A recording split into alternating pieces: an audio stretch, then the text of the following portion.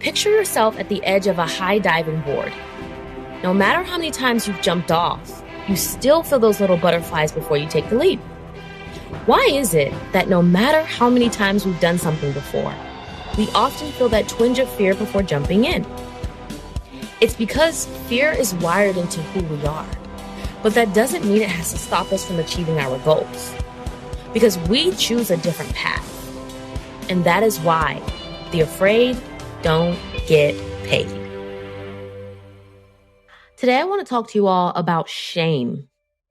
This is a heavy one. So first, I just want to define what shame means. I just put the word shame into Google, and the first definition is a painful feeling of humiliation or distress caused by the consciousness of wrong or foolish behavior, right?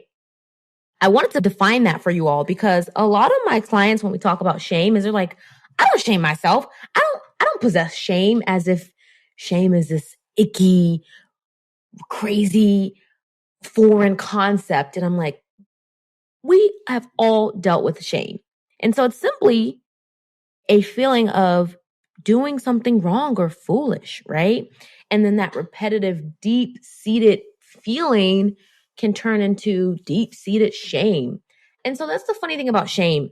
Sometimes it disguises itself with perfectionism, right? If you are someone who struggles with that, you might know this to be true. You know, being driven to be perfect can be a response to past mistakes and experiences where you were less than perfect, right? When you were a normal human being, but perhaps you got ridiculed for not being perfect or doing something wrong or foolish, right? And so the reason I want to talk about shame related to perfectionism, because that is a big one when it comes to business. And again, sometimes shame is hidden in different behaviors and experiences. And the reason I wanted to talk about shame today is because this is what blocks people from making money. It is. Period. Point blank, period. If you hold a lot of shame, and it could be things that have nothing to do with money, that's usually what it is. It's hard to progress and move forward and to grow and elevate who you are and who you're becoming, right? And so I just did a reel. And I'm new to reels. I'm testing it out. We're seeing what it's all about. And I decided, let's actually talk on my reels, because I'm not truly like into dancing and all of that. Maybe that will change down the line. But I was like, let's just share my truth. I'm very powerful with my words. And I would say this reel is going kind of viral. And so, you know, I posted it within 4 minutes. It was at like 1,500. And then like, it's been basically 10 minutes and now it's at 3,400. That's viral for me in this whole new reels thing. But the reason I bring this up is because I spelled there wrong. I am always making this mistake. I am always putting the I before the E, and it's supposed to be E before the E, whatever. You guys get what I'm saying. That's just not how you spell there. THIER, right? And I'm always doing that. I'm like, dang it. And so knowing that I spell things wrong, I use Grammarly, right? It's just something about not catching my mistakes. Even after going through it multiple times, I just don't catch all my mistakes. And I've learned to live with this, deal with it. It's okay, right? It's not a big deal. But I bring this up because someone commented on it. Of course, there are people who will correct you, and that's fine, whatever. But the old me would have been so ashamed, especially considering that this reel is quote unquote going a little viral. A lot more people are seeing it. Once I realized that I misspelled something, I was like, oh man, oh well. Old Candace would have been like, shoot, delete it. Start over. How can you keep spelling things wrong? You're a business owner. People aren't going to take you seriously. I would have been embarrassed by comments. And most importantly, I would have created more shame and put that on myself of like, why can't you just get it? It's not that hard. It shouldn't be that hard to spell things wrong. Why do you always, make these mistakes even though you review your stuff? This is all things that I have said in the past about myself. And something I like to say is like, no one can make you feel shame. You can only do that to yourself.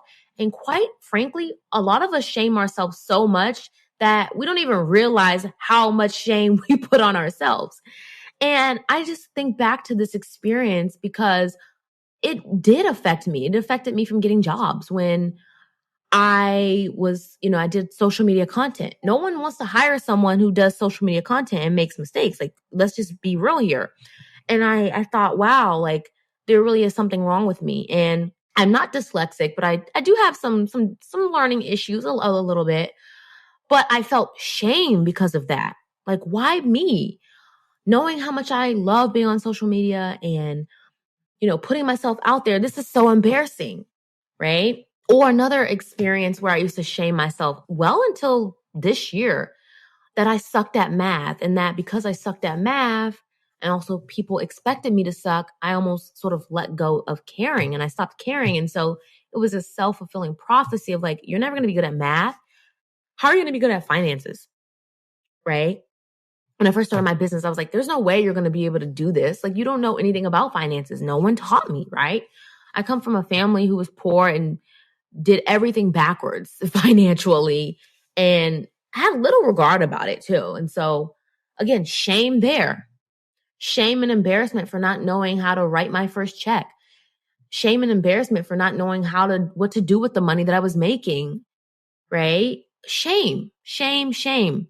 Feeling foolish that, again, this goes back to it all goes back to the childhood experience of not being good with math, not being good with money. And so as I continue to make decisions around investing, I thought, see, you're not good with money. You never are going to be good with money. You keep spending money, right? That's just shame. Repackaged guilt, shame. It's mean. And so I want you all to think about that inner voice in your head, how much you're telling yourself what you're doing is wrong, what you're thinking is wrong. It's foolish. Why are you like this? Why are you doing this? You should feel bad for what you're doing.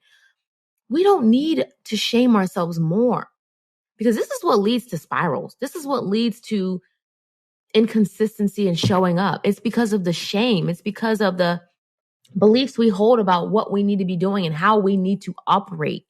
It's because you see stuff on social media and you think, well, that person's more perfect than me. Shame. How come I can't be like that? Shame. Why is it so hard for me to post consistently? Shame. Judgment, comparison, all of it is a repackaged version or turns into shame. And as human beings, let alone coaches and service providers, the very best thing you can do is heal your relationship with yourself. And I used to kind of roll my eyes when people would tell me, Candace, or they would post on their page, they wouldn't tell me directly, but they would talk about going to therapy and why every business owner needs to go to therapy. And I was like, I'm going to heal my own problems. Part of me loves to work on myself because I'm that independent, stubborn person. But now I see it clear as day why we should all be getting support, healing the places that are unmet, working on the shame, discovering what else that we don't know about ourselves that are subconsciously holding us back. I'm imperfect. I'm imperfectly imperfect and making money. I've built a successful business being imperfect. And I have to remind myself that when things get tough, when people trigger me, when client experiences go less than how I desire. And this is the message I want to leave you all with. You don't need to be perfect. You don't need to be the best dressed. You don't need to have the perfect weight. You don't need to spell perfectly, communicate perfectly. You don't need to be more strategic most times to make money. And the more you can believe that and hold your highest belief, I just talked about that in the podcast. Go and make sure you listen to that episode, the one about holding your clients' highest beliefs. Hold your best belief, hold your highest belief, and commit to not shaming yourself for doing something that you deeply desire to do or being how you just are, right? A lot of my clients, so I have not been tested for ADHD yet, but that is something that's on my list in Q1 next year because I'm pretty sure I might just be a little bit on the spectrum. Either way, my boyfriend has ADHD. Most of my friends have ADHD. They say that a lot of people have ADHD attract people with ADHD, right? So there's something there. And I have a lot of ADHD tendencies. A lot of my clients also have ADHD or some other, learning issue, dyslexia, something like that, right? But the reason I bring this up is because a lot of them have held this in and safeguarded this secret and kept it a secret for so long because they're ashamed. I'm a firm believer, if you can't meet yourself and see yourself for who you are and all of the beauty that you possess, it's going to be hard for you to tell other people to do the same thing. It's going to be hard for you to feel valued and worthy of being paid and making money. And what do we know? The afraid don't get paid. And so I need you all to come out of your shells. Work on releasing your shame around the decisions you make and who you are and your identity. And be great, because you already are. Release the shame, guys. I hope my stories of shame have helped you in some way. There are still places that I'm working on around where I shame myself. I aim to be transparent and show people that you really can be yourself and make money, right? Like, I am on the spectrum of being very high prone to free-floating anxiety, generalized anxiety in the mornings, and depression. And it's like, I now have a coach who she's chronically depressed. I'm like, that's amazing. Not that she's depressed, but like that she's been able to build almost $1 million business being who she is without the shame. And I'm sure she's had to learn a lot there, but she's a great example of we can be ourselves. And I hope to be that example for you. And that's why I'm sharing some of these more personal parts of what I go through in my life, and the shame and the judgment and the anxiety and all of that, because it's easy to be like, why am I broken? What's wrong with me? And it's like, baby, nothing's wrong with you. You just need to learn how to operate operate from the place of who you are. You need to learn how to build a business around being depressed, build a business around having anxiety. I hope this is making sense. My point is, like, it can be so easy to be on the search for change and changing who you are, not out of a place of abundance and like truly trying to grow and elevate it, but from a place of like, I'm broken, something's wrong with me, fix me. And you guys don't need fixing. You don't. And neither do your clients. So I hope you guys like this episode, and I'll talk to you guys later. If you enjoyed today's episode, be sure to tag me on social media. Everything will be in the show notes. And don't forget to leave a review.